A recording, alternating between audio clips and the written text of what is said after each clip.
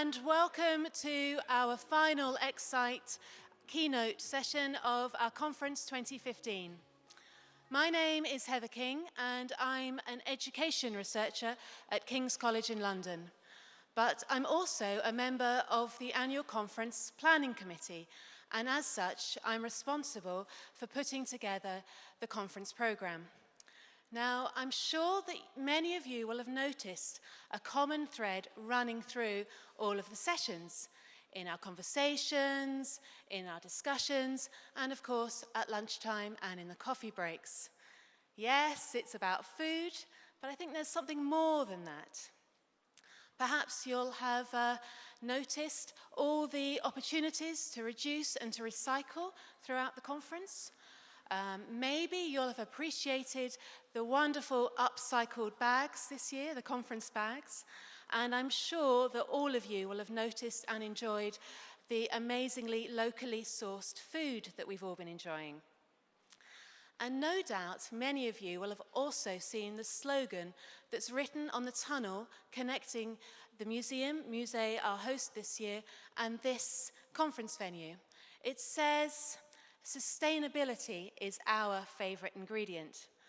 Well, today our keynote presenter is someone who lives and breathes both food and sustainability.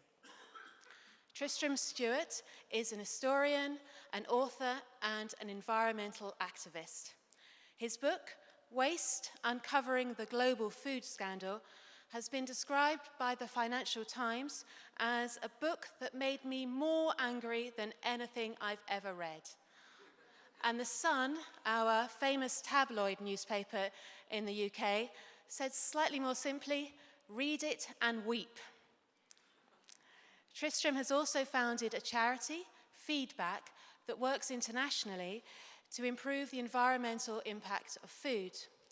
Some of you may be part of or certainly have heard about the events Feeding the 5,000, whereby 5,000 meals are created just from the food that would have otherwise been thrown away.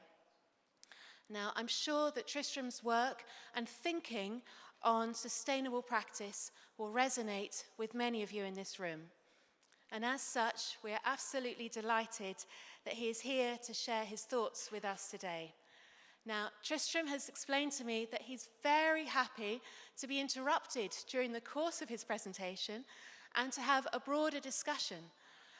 So he will be speaking for about 35 minutes, but feel free to ask and to challenge if you feel fit.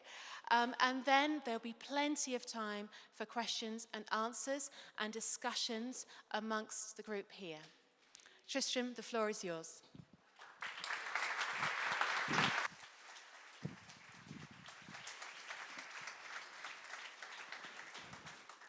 Thanks very much, Heather. When I was invited to come and speak by Ecsite, it was one of those slightly beyond the normal limits of my kind of usual invitations, and it really set me thinking that what do a bunch of museum curators and science communicators want to hear from me? The answer is that food is the story of civilization.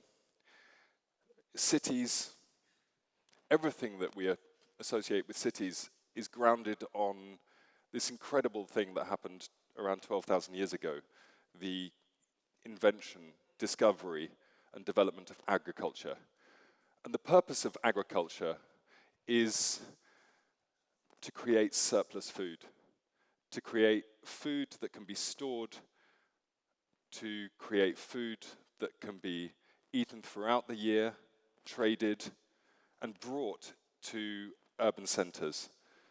Before that, people went where the food was. And after that, people brought food to villages, towns, cities. They were able to feed armies, priests, lawmakers, and museum curators, those less than obviously useful members of society.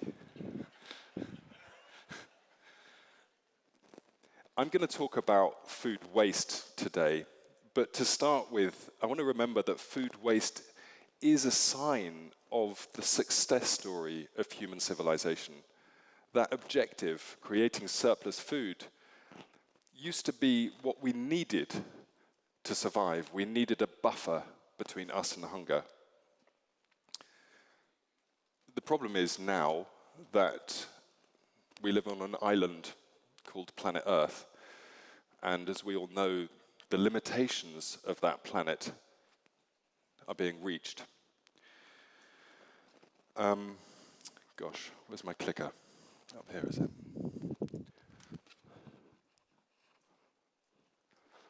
Oh. This is just a snapshot of what is becoming the dominant paradigm for food in this century. The United Nations, the World Economic Forum, the World Resources Institute, all these big international organizations are repeating the same dogma.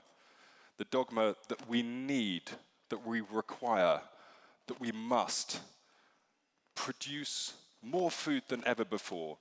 Estimates vary. We need to increase food production by 50, 60, some say by 100% by 2050 in order to feed the human population that by then will be 9 billion people at least. And more importantly, a population that increasingly eats more meat and dairy products, which require more and more resources.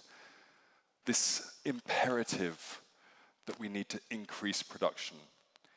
It's a continuation of this theme that has been going on for 12,000 years. The problem with this interpretation is twofold. Firstly, it's wrong, and secondly, it represents the single biggest threat to the long-term ability of the planet to feed its human population, let alone to leave enough space for all the other species that live on this planet with us. When we say we must, we require, there is an imperative, it implies the need for a big social effort to achieve this thing. If you look at the food system today, it's dominated by big food corporations that rely on marketing to humans needs or demands that are in fact not essential for our survival. Indeed, many of those demands run exactly counter to our own health and survival. In rich countries, we already eat far more than is good for our own health, let alone the health of the planet. We eat much more meat and dairy products than are good for our own health and for the health of the planet. Letting those corporations loose into the world, they turn natural resources, land and water and fuel, into food, and turn that into products that they market to children who drink Coca-Cola, sponsors of Expo, and McDonald's, and sweets, these things that they don't need at all. If there's a need, if there is a need for a big social thrust, it is to protect the planet from the onslaught of this productionist paradigm. Nowhere is the proof of this more evident than in the waste bins of our civilization.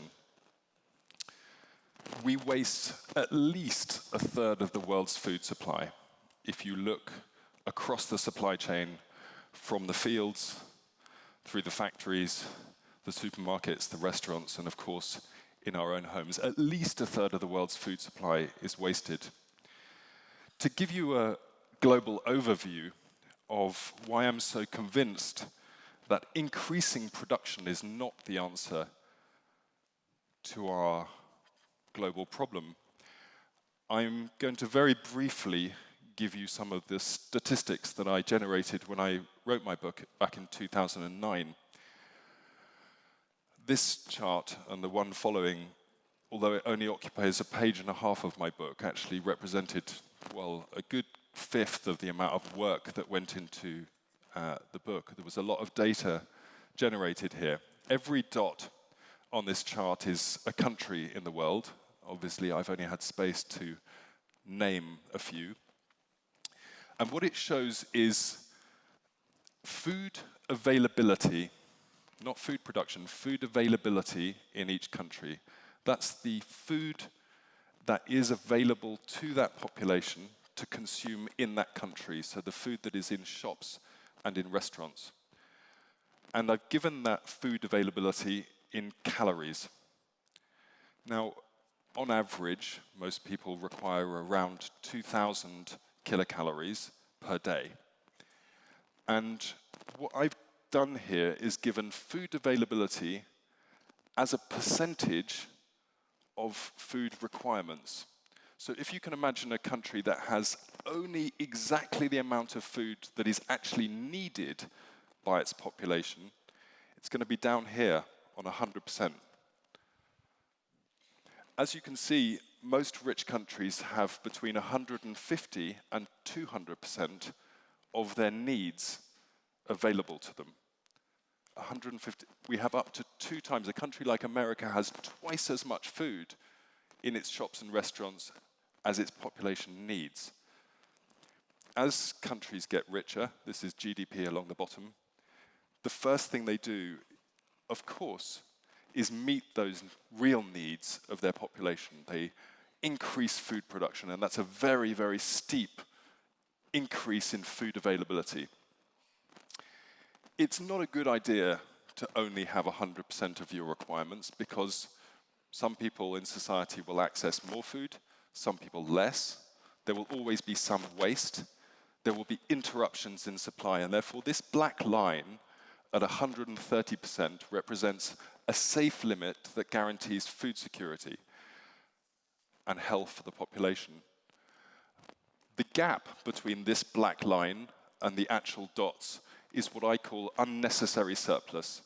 It's the food that I would argue we don't need, but we have. Where does it go?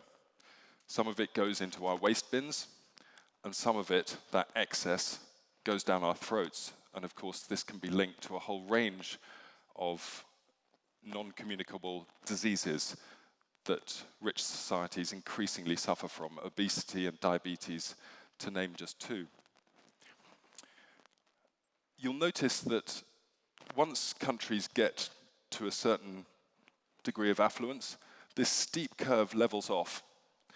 But that leveling off disguises the next real trend, which is the fact that we have animal agriculture at the heart of our production system now.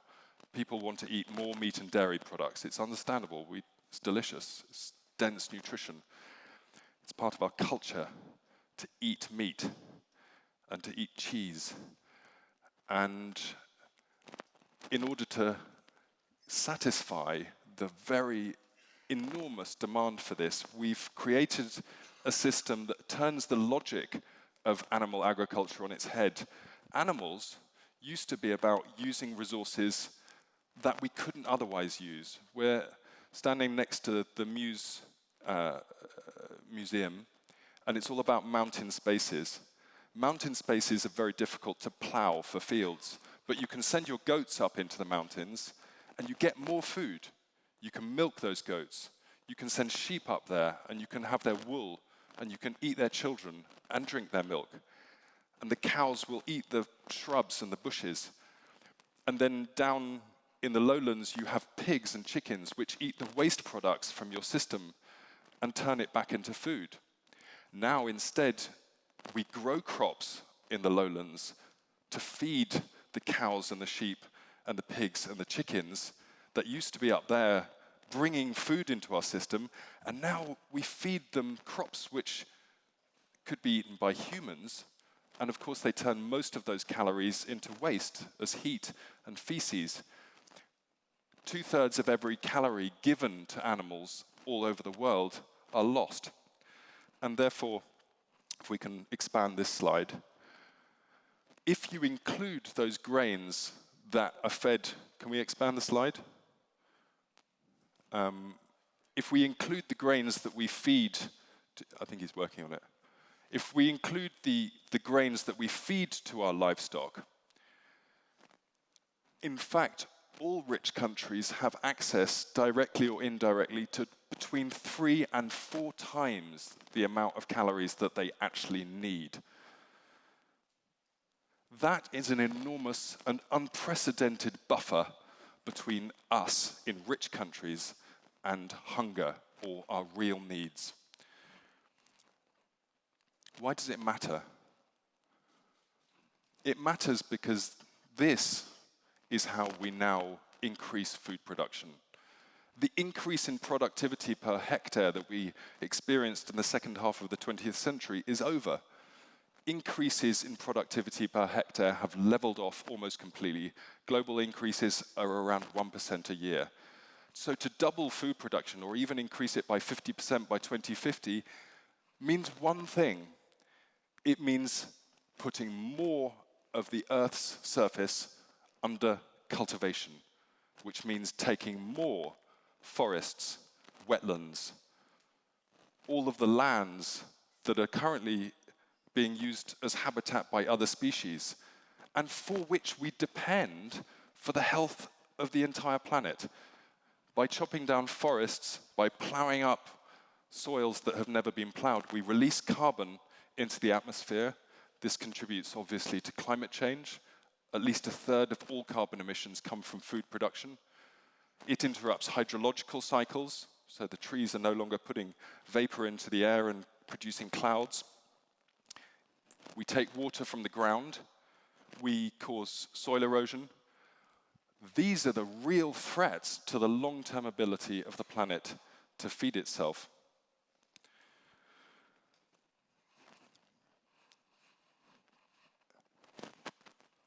I'll try not to give... Are there any zookeepers in the audience? Because I read on the Ecsite program that included within the Ecsite kind of network are people who run zoos. Is that right? Or aquariums? A few zookeepers. I was at Washington, D.C. Zoo last year. I took my goddaughter, who lives there, to see the animals. Washington, D.C. Zoo is held as a paradigm of sustainable, good zookeeping, mainly because they give all the animals a place to hide if they don't want to come out and be on show. Guess what? They all hide. You don't get to see them. It's wonderful. Except for when you get to the primates, the great apes. These incredible animals, the chimpanzees, the orangutans, they're kept in a glass box, and you can see them. And they're pissed off. There was an orangutan sitting with its face against the glass window. Even the 4-year-old children walking past got the message. I heard them say, "Oh, poor little monkey, he's sad. He hasn't got any friends." If our job in the world of science communication, museum curation, if our job is to communicate what is going on this planet right now, getting this message across, that the present food production system in the world is the biggest impact we have had on nature as humans historically. It's the biggest impact we have on nature now. It's the biggest threat to the future of the civilization we all enjoy, and it is the responsible entity for causing extermination of species. I looked at this orangutan, and I thought, how is this communicating to the public the solution to this problem? It's a free zoo. You don't pay any money to go in.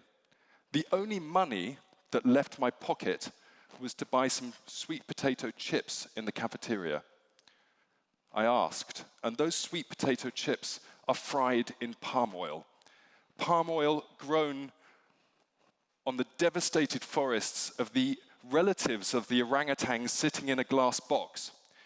And I looked at the trestle tables in the zoo, and they were covered in half-eaten meals that people were throwing into the bin. It seemed so connected. We were communicating to children that it's okay to put an orangutan in a box. It's okay to fry their ancestors in chip fat. And it's okay to treat that as if it's got no value whatsoever. We can chuck it in the bin. That's why this paradigm of increasing food production relentlessly to satisfy demands that are not needs. Indeed, the need is to defeat those demands. That is the message that we need to communicate. That is the history of civilization. Heather introduced me by talking about how depressing my book is. Well, having written the book with the problem forefront and also a lot of potential solutions, I knew that I had to communicate this message in a more joyful way. The message is simple. We grow lots of wonderful food, and the problem of food waste has delicious solutions, namely eating and enjoying food rather than chucking it in the bin. So to communicate both the scale of the problem and the tasty solutions to this problem, I thought the best way of doing it would be to organize, as Heather mentioned, a Feeding the 5,000 event, feeding 5,000 people for free on food that otherwise would have been wasted. I had no idea how to cook a meal for 5,000 people, and I only got permission to do it 5 weeks before the scheduled time for the event, to do it in Trafalgar Square. And when finally I found the guy who owns the biggest pots in Europe, and he said, yeah, sure, I'll cook you 5,000 curries, no problem. Just bring me the food, bring me the volunteers, and I'll turn up in Trafalgar Square.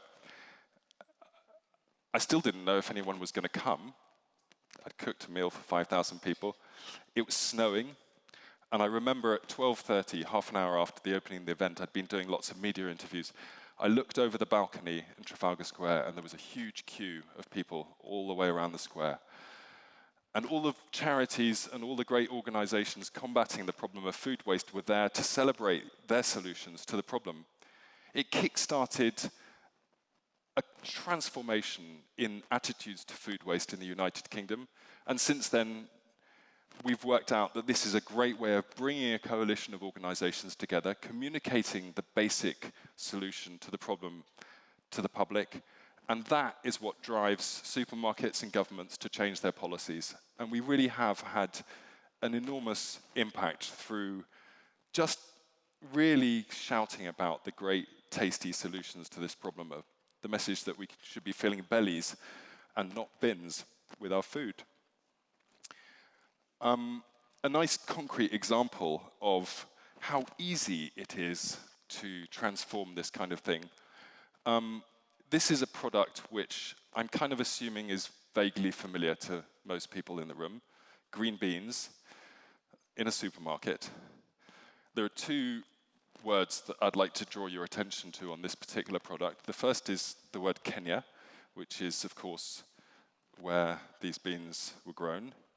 And the second is this word trimmed, okay? So you get a green bean. Anyone who's ever actually seen an unadulterated version of this product will know that it has a little stalky thing at the top where it was attached to the plant, and then a little wispy tail bit at the end. And I think we can all agree that most people don't want to eat the stalky bit, the top. Opinion is divided about the tail. You know, you can eat it, but whatever. Now, to save you the hassle of having to cut these pieces off your bean, the supermarkets have come up with a labor-saving solution, and they trim them for you. But for anyone who's trimmed a bean before, you'll know that just before you trim, it kind of gets thinner. It tapers off at either end. But the curious thing about this packet is that they've been trimmed off where it's still at the fattest point in the bean. And I was looking at these beans and I thought, what's going on there? Well, it turns out that this packet is exactly 9 centimeters long. And the beans didn't know they had to be 9 centimeters long. So these Kenyan farmers, using Kenyan land and Kenyan water in a country which has millions of hungry people in it, are cutting off sometimes 30% of the entire length of the bean. That's 30% of that land that has been taken from the lions and the elephants to grow food for us in rich countries. Remember, we need to increase global food production. Why? So we can trim off more beans? And this is wasted. People in Africa, in Kenya, they don't eat green beans. This is what they call Muzunga food, white man's food. There's very, very little local market. So whilst theoretically you could make lots of bean soup with this and feed the hungry Africans, that's not what's happening. So, well, we thought this is obviously stupid, and I don't believe a single person agrees with this policy of the supermarket. So we started campaigning on it in our normal way, communicating the joyful, delicious solutions to this problem. We were first invited by the United Nations to feed all the environment ministers that gathered in Nairobi for the United Nations Environment Programme Governing Council. And at their gala dinner, we fed them all on food waste sourced in Kenya, primarily from the export supply chains. We organized Africa's first ever disco soup. Hands up who's been to or heard of a disco soup. Okay, cool. 1, 2. A disco soup is a bit like the Feeding the 5,000 event, except you put music at the heart of the event. And while you're chopping all the vegetables, you have a bit of a dance. I heard the previous presentation on waste. I don't know if anyone was at it. And the phrase, waste is not sexy, stood out to me. That was the phrase used. Waste is so sexy. Look at that. Oh, my God, it was such a cool event. And this is a format that is now, it started in, well, France and Germany. It's now in 20 different countries around the world. And we take disco soup wherever we go. There's going to be one in Milan in July, and another one, hopefully, at our Feeding the 5,000 event, if it happens in October.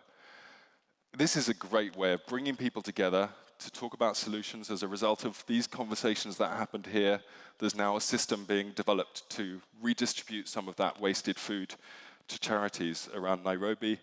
The United Nations, FAO, UNEP, and the WFP came along, and we brainstormed about systemic solutions. And we convinced Tesco to change their policy. Indeed, all of the UK supermarkets have now changed their policy. They changed the packaging to be more flexible with the length, and instead of taking the top and tail, you can see that they've left the tails on now. They've decided those are edible. They just take the top off. Now that small change, we think we've got halfway because they're only taking one end off. That small change, I happened to meet when I went back in December, one of the growers and exporters of these products to the United Kingdom. And she was supplying Tesco, and we said, oh, did you experience a change in your criteria? And she said, yeah, we only have to take the top off now. And we said, whoa, what does that mean? She said, overnight, that cut my waste by 30%. Just for her, she's a small grower exporter. That saves 70,000 euros of beans every year. And I did a calculation. I said, well, if we applied that saving to the export just of green beans from Kenya to Europe, only Europe, it would save the equivalent of $20 million worth of beans, which is 0.03% of the entire Kenyan economy, just by making a little tweak. You can imagine the savings if we transformed the system in the way that we need to. The other thing that happens in these supply chains is that European supermarkets, they're very powerful, and they can treat their suppliers in whatever way they want. And one of the things they do is they'll give a forecast. They say, well, we want 10 tons every week during the summer. And the farmers will go out and plant those beans, and they'll harvest them by hand, and they'll bring them to the export depots outside Nairobi airport. And then, guess what? Guatemalan beans are cheaper that week. Or it's raining in Britain, so people don't want to buy the beans. and the supermarkets just ring up the day before, sometimes even after the stuff has been flown all the way to Europe. They'll say, actually, we don't want those beans. We're not going to pay you for them. It's your waste. And this depot is wasting at least 20 tons every single day, and it's one depot, and there are like dozens of them. Not only that, the contractors who come and collect this waste, it's defined as green waste, have to sign a document saying they will not let any people eat this food. It has to be treated as green waste. That is the kind of crime we are paying for when we go into supermarkets and don't ask questions. We need to become active citizens to make sure that the food system that serves us serves our needs and serves the values that I believe we all share. It's a matter of aligning us and this food system. Who suffers as a result of this? This lady cultivates 2 acres just next to Mount Kenya. These are what we call in English mange-tout. Anyone who speaks French will understand the irony that a pea called eat all of it, not a single one of these mange-tout is actually going to be manged.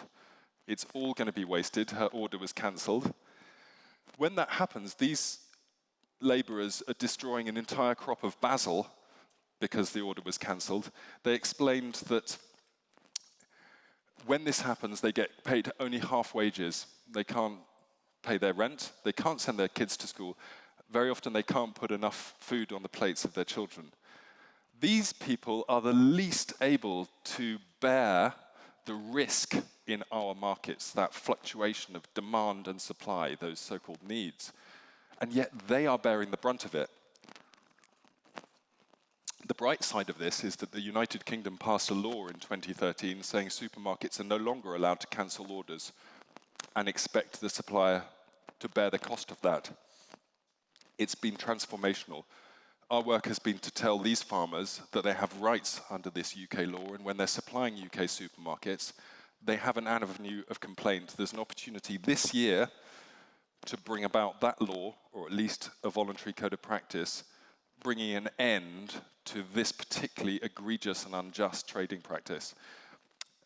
It's one of the things that my organization is investigating the case for and campaigning for bringing about. We can change this system through a change of our own behavior and through legislation. It's not just about green beans. This happens everywhere. These are bananas being wasted in Ecuador, the waste of 1 day's picking on one plantation. All of those bananas are fit for consumption. Carrots. These ones are in a UK farm, they're nice and straight, but they're too long to fit in the packages. Bread crusts being wasted in sandwich factories. And of course, round the back of supermarkets, bins full of food. Did you all read that a couple of weeks ago, the French Parliament passed a new law that obliges supermarkets to have a contract with charities to receive this food waste? Well, it's quite a good law. It's only a small part of the solution, but there's now going to be a European campaign to bring about a similar law across Europe. I think it's going to be launched on Monday with change.org. I'm backing it, and I invite any of you to go on to change.org and sign the petition to bring about a law that forces supermarkets to give hungry people their unsold food rather than filling bins with it. I think we can transform the system. And the thing that I like about a values-based approach, a legal approach to this, is that it reminds us of that deep historical story of human civilization, what we've done with the land. This is, when I wrote my 350-page book full of facts and arguments, it's quite an accessible book. It's translated into lots of different languages. In Italian, it's called Sprechi. I then came across this passage of a 17th century English philosopher called John Locke. And I thought, why did I bother writing 350 pages? He's done it in one paragraph. I'll summarize what he says. He's writing at the time that in Britain, we were privatizing land for the first time. The idea that land could be private property was something that was created and that was passed through law in a series of enclosure acts. This started in Britain early, and it's now the norm around the world. Most land is privately owned. One of the reasons that people gave for privatizing land, for enclosing land, was that by giving a private landowner ownership of their land, you incentivized that person to put their labor into the land, which would increase food production. And whilst that was for private gain, it was a public good because you would provide more food to more people through the market. Does this sound familiar? He says, fine, enclose the land, increase production. But the moment you start wasting the food grown on that land, you lose the right of property over that food. You lose the right of property over the land that you have enclosed. You are a robber. You're a thief. You've stolen that land from the common good. You've deprived other people of access to that land, other people of access to that food. You're a criminal in the eyes of natural law. Finally, we have a chance to make it a criminal in real law, to reflect this social value in our legal values. Someone else said it in another way. Anyone who's into 1950s New Orleans music will know of Pearl King.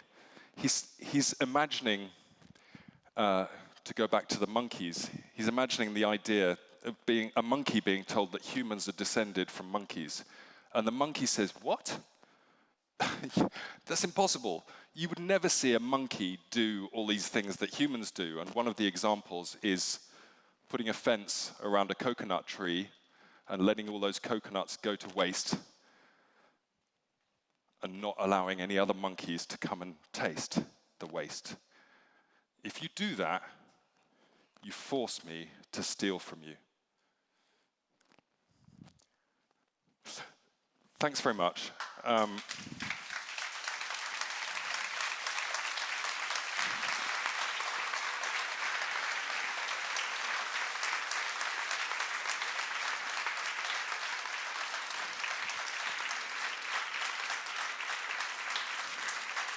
Don't waste time. I've gone slightly over time, and my hope was that with the brains of museum curation, science communication, all of the fantastic things that everyone in this room is doing, we will come up with some ideas that can communicate this to the public through all the different media that everyone in this room uses. By all means, ask me questions, but even better, chuck some ideas out. Don't worry about if it's a good idea, just chuck some ideas out and don't feel like you have to come to me, make comments to each other. Does that work for you guys? I want a brainstorm out of this session. How do we have to tackle this problem. How are we going to do it? Close down the zoos? We have two people with microphones as well, so please wave, because it's quite hard to see with the pillars. So who would like to get the conversation started? A couple over here. I love the mountainscape in the museum and up there. The mountains are the last defense of nature. Sorry. I think the talk was very impressive. So what I want to say is just a very small detail, and I don't want to make it look any more impressive than it sounded. What you said about palm oil and the National Zoo in Washington is probably more to do with the fact that the National Zoo is a government institution run by the US government that makes it impossible for them to campaign against things like palm oil. Many zoos in Europe, including the European Association of Zoos, have run a campaign to get palm oil banned and labeling of palm oil obligatory in European law. And the biggest success is zoos in Australia, where Zoos Victoria, which is the group behind Melbourne Zoo, has been very successful at getting that forced labeling on packaging as a new system. We in Antwerp, we also don't use any palm oil products, so maybe you should take a better look at zoos. Fantastic. So zoos have a role to play in transforming our use and communication about natural resources. Great. Hi there. Mine's not a brainstorming. I want to know, as just a concerned American, if you're going after the cruise ships. Well, I go after society. The objective of my organisation, I haven't named it, have I? It's called Feedback. The objective of my organisation is primarily to root in our values, to find those roots in social values that then will make the people on cruise ships object to the waste on them. Cruise ships are an example of an entire system. I've never campaigned specifically, apart from the one horrendous time I was on a cruise ship. My mum took me, and you know, I know what you're talking about. Yeah. It's the gorilla in the cage. Yeah, it is. Science museums in the United States have the advantage of... Can you stand up? It's a bit weird. There's this kind of abstract voice. Okay, oh, you are standing up. You're just behind the pillar. Science centers in the United States have the opportunity to rent an exhibit, which has proven to be unpopular, but is exactly what you're talking about. It's called Dig It, the Science of Soil. It's from the Smithsonian, and it's in this International Year of Soil, and given that apparently we have a situation like peak oil, of peak soil, there will never be more soil on the planet than there is now, and you've in the first slide talked about the huge percentage increase of food required, plus the 60 or 70% of over-food production going to waste. It's an exhibit which I urge you to have a look at if you're in the US. You can see it on display now at the website naturalsciences.org. And it's available for rent, and it's a very, very good exhibition. Excellent plug, Not from me. But soils, I mean, they are, I totally agree, they're where our food comes from. I also happen to believe that in the combat against climate change, soils are the single biggest opportunity. I don't exaggerate, the single biggest opportunity for taking carbon out of the atmosphere. We've lost a huge amount of carbon from our soils, and there are agricultural practices that are both good for agriculture and do the job of taking carbon out and putting in the soils, using compost, biochar, ways of ploughing or not ploughing. All of those are ways of getting carbon back into the soil where it belongs. And there's a great exhibition on probably a much smaller scale, very much along the same theme in Bristol at the moment. Yeah. So soils are a really graphic way of bringing that to a museum audience.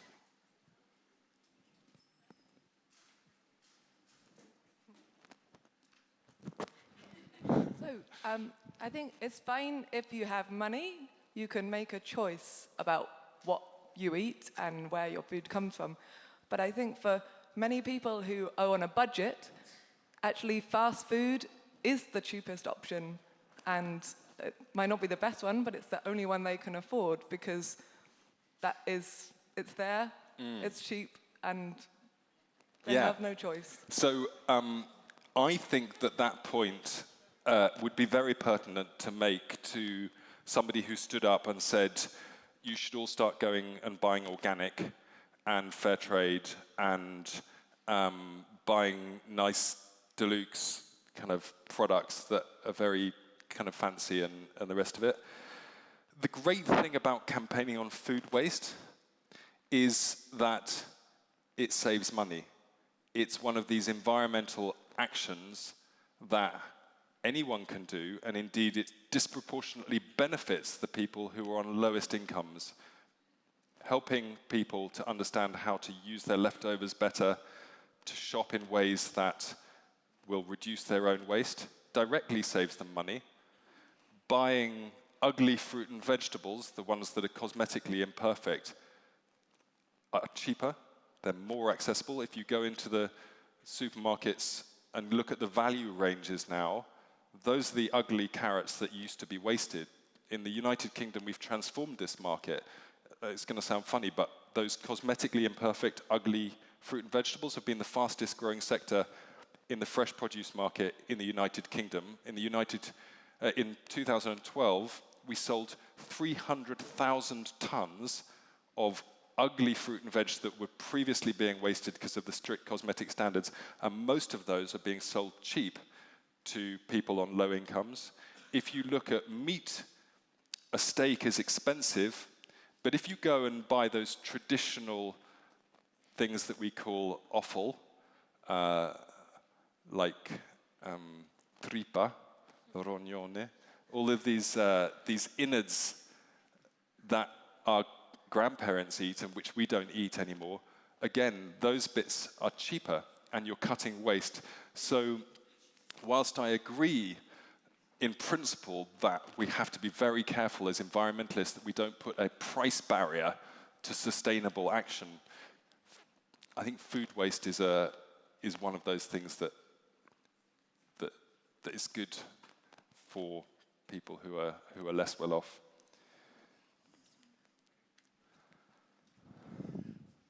A variable that you did not include in your graphics, a variable that you did not include in your graphics is the rate of human population growth. Has your study looked at potential reduction in population growth, therefore reducing at least some of the pressure on food resources? Thank you very much. Yes is the answer. I have a big chunk in both my books, actually, on population. And when I talk about this need to increase food production, first and foremost, reducing waste. Secondly, reducing overconsumption, particularly of meat and dairy products, will liberate enough food easily to feed that human population. I should stress that, and I should have said this before, I do believe that in some parts of the world, sub-Saharan Africa being an example, there is a need for increasing production, local needs for local markets, for local consumption. There is that need. When I'm talking about there not being a need to increase, I'm talking about the global situation. So just wanted to put that in as a caveat. But the other thing, beyond those easy overconsumption issues, is absolutely the forecast of over 9 billion by 2050 is not something that we just sit back and watch and say, oh, it's going to happen, let's cater for those needs. It's been shown through numerous studies that the single most cost-effective intervention for achieving it was the Millennium Development Goals and now the Sustainable Development Goals, the single, by a long way, is investing in the provision of contraception in places where there is demand but not supply. And why we in rich countries are so hung up about not investing in that solution because we think it's going to be interfering with a culture of, I've spoken to people who work in this field, and they go to Africa thinking they're going to have to go and convince people to have fewer babies. It's like, do you think you need to tell me that? There's just no condoms anywhere near my village. Obviously, that is one of the key things, and I think also we in rich countries where most consumption happens should be thinking about our own population, because actually, at the moment, rich countries' governments are scared about depopulation. They think it's going to be bad for their economy to have lots of old people.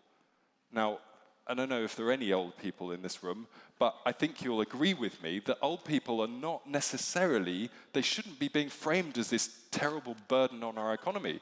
They're the embodiment of all the wisdom and experience of our society, and valuing people of all ages as active members in our society rather than seeing it as this conflict of interest between young and old, it's totally messed up.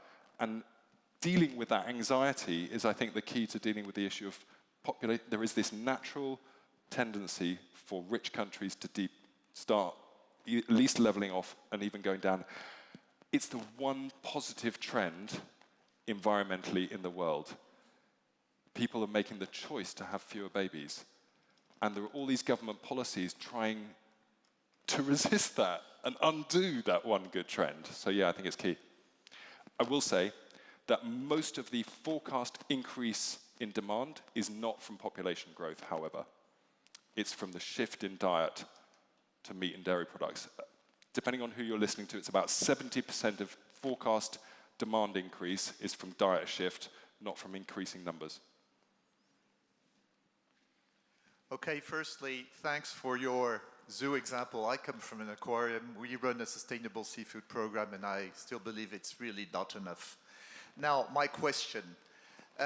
In most of our science centers and museums, we run cafeterias and restaurants. So I do believe that all of us could do something in relation to the subject you're tackling today. And I would like to ask you if you would have a few, I would say, simple tips to help us start doing something in our cafeterias and restaurants. Great. Half the amount of meat you currently offer, half it, and put plants at the center of your meals. Look at this plate size and reduce that by 30%. Get rid of trays. All of these interventions are absolutely proven to reduce food waste, reduce overconsumption, and reduce the environmental impact of your food offering. There's 3. I mean, there are lots of others, but start with meat offerings, and then tackle food waste. And you can do that. You can kind of reinforce those behaviors by communicating with the public. You can do in your own kitchen, measuring how much food is being wasted, both pre-consumer, that stuff that's been prepared, and post-consumer. There are tools, electronic tools for measuring that will automatically report back to you about how many of one thing were being wasted. So if you've heard of Lean Path in the United States or Winnow Solutions in the United Kingdom, those are services that will save you money at the same time as saving your environmental impact. Hello. I have another kind of, maybe you can share some tips with us question. You're very good at pacing your message and, at kind of hitting us really hard with some very terrible facts and true facts about the future of the planet, and then delivering a kind of uplifting, but we can do something about it message. And I think this is something we're all kind of struggling or playing with when we try and communicate messages about sustainability. Can you maybe tell us a bit about your strategy when you deal with the public?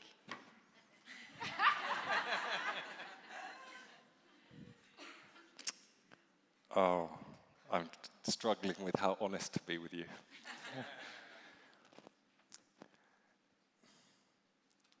I spend a lot of time with other environmental activists, other people who work for social justice movements, really inspiring people, doing great projects. And you meet so many optimists out there, and they know they can achieve this one thing.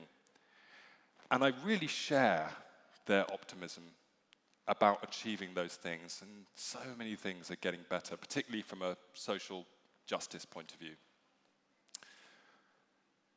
And I think when we talk about being pessimistic or optimistic, it's important to define what we're being optimistic or pessimistic about. I'm very, very optimistic about solving particular problems. I'm optimistic that we can feed the human population, no problem. We already produce enough food for 12 billion people. I'm optimistic that civilization will continue more or less to produce the wonderful things, the wonderful people, the lovely societies, the varied cultures that we enjoy, with some significant alterations, but by and large, I think it will carry on for a long time. If, however, you talk about nature, if you talk about the amazing, wonderful, beautiful thousands of species that share this planet with us, and their 4 billion year history of evolution, and you care about that biodiversity, that wonderful web of life, and you care about all of those species, if that's what you care about, as I do, there is nothing to be optimistic about. We are in the middle of a mass extinction event. We all participate in it. All the trends are not just carrying on, they're still accelerating. I started talking nearly an hour ago, and in that time, that's 60 minutes. That's, let me do a quick sum, 6, 18, 20. That's 2,700 football fields worth of forest have been destroyed while we've been sitting here. That's a lot of land. And in those forests are all those species, and we're killing them. And the trends are all going the wrong way. I think human civilization on planet Earth still has a little chance to turn this around. To prevent the very worst consequences of the environmental disaster we're in the middle of. Little chance. I'm pessimistic. I don't think it's going to happen. But I do believe it's possible. Individual civilizations throughout history have made big, transformational decisions that have had a revolutionary effect on their resource utilization. I love the example of a little island called Tikopia in the Pacific. Has anyone here been to Tikopia or to any of those Pacific islands? In the 17th century, to cut a long story short, that island experienced what we are experiencing on planet Earth. They had a very intensive agricultural system. People were well fed, and they cultivated their land intensively. At the center of their society was the pig sacrifice. And they killed pigs, and they roasted them on the fire, and they had feasts. It was a central social status symbol. But on that confined space, they realized that pigs were competing with people for food. They hit up against the ecological limits of their island, and they killed every pig on the island and turned their agricultural system into one that could be sustained again. Now, I'm not saying we have to kill every pig. I like pigs. I grew up feeding pigs on food waste. They're a great animal, and they convert waste into food. But that is the kind of big society-wide decision that we have to make if we want to avert the mass extinction event that will extinguish the majority of species on this planet by the end of the century, orangutans included. Let's grab that chance and put every single ounce of energy into achieving it, and that is what my life is dedicated to, and lots of other people's as well. And I think we do have that power, and we have the responsibility to exercise that power.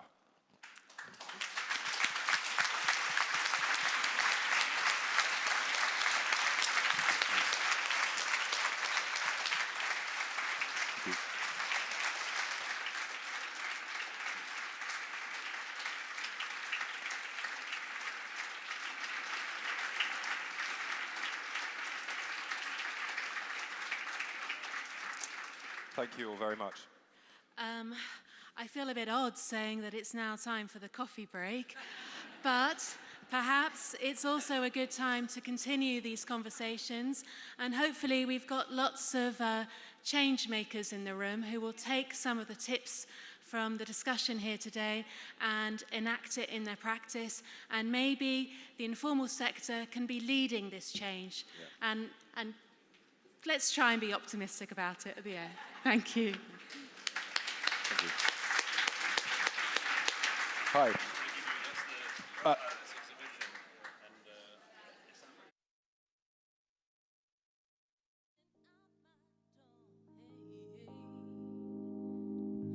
Love wasn't a luxury.